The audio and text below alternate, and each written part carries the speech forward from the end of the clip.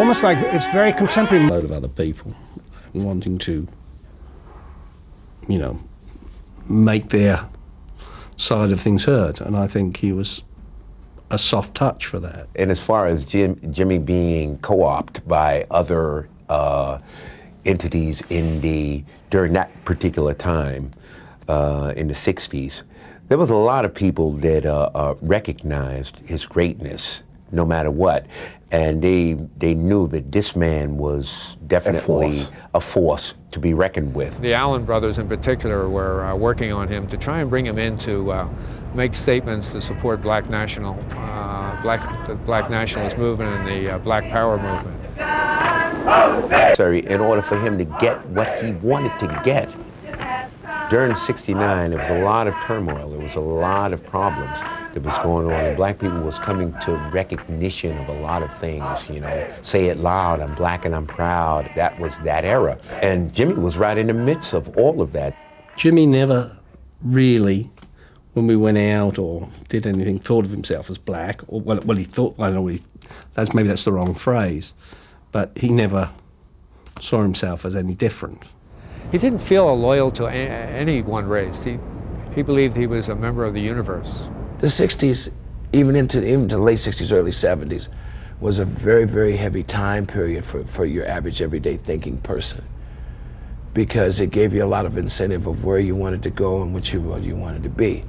And see, that was what the band of Gypsys was really about.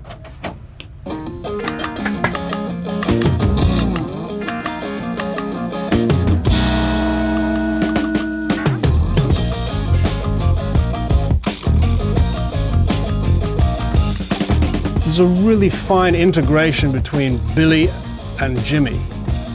The two of them knew each other extremely well. They were good friends. You know, he was in the army with him, and they thought like this. Jimmy would show Billy a part on the bass, and he would rehearse it until it locked in, until such time as that the bass part and Jimmy's rhythm guitar part were like one. Listen to this.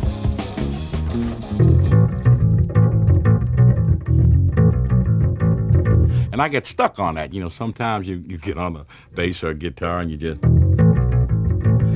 Jimmy said, oh, check this out.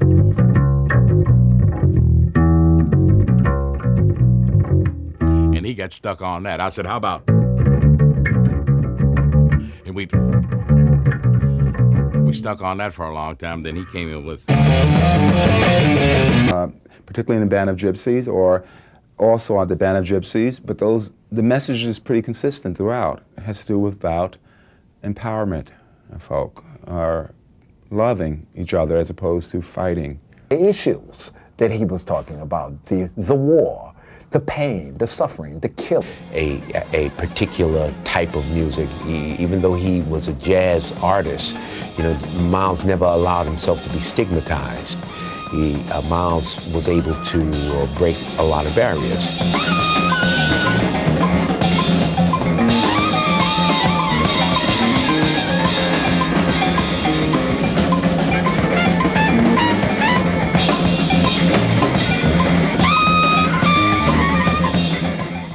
He was admired by Miles back then. Many of the other jazz musicians were seeking him for sessions and wanted to work with him. I think if he got caught up with the best of that field, he would have gravitated to it.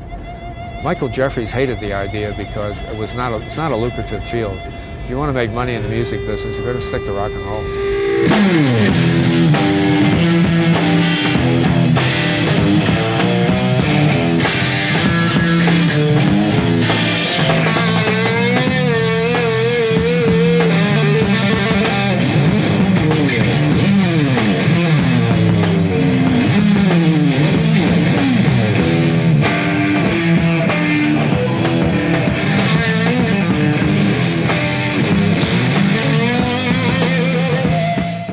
It's still difficult to be a black man and to play rock and roll. To be able to program Jimmy's music to the black audience, how would that be done? But you know you a cute little heartbreaker. Black radio seems to think that black people don't know what a guitar is.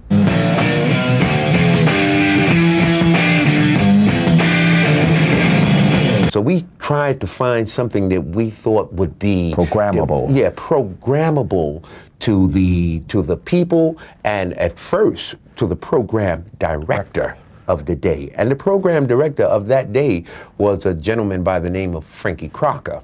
Back at that time when we were the Sweet 1600 Soul Brothers, the music we were playing was music like Sam and Dave, Aretha Franklin, Wilson Pickett, just all of the good R&B people that was coming up. Jimmy's music, they thought, did not fit that type of format.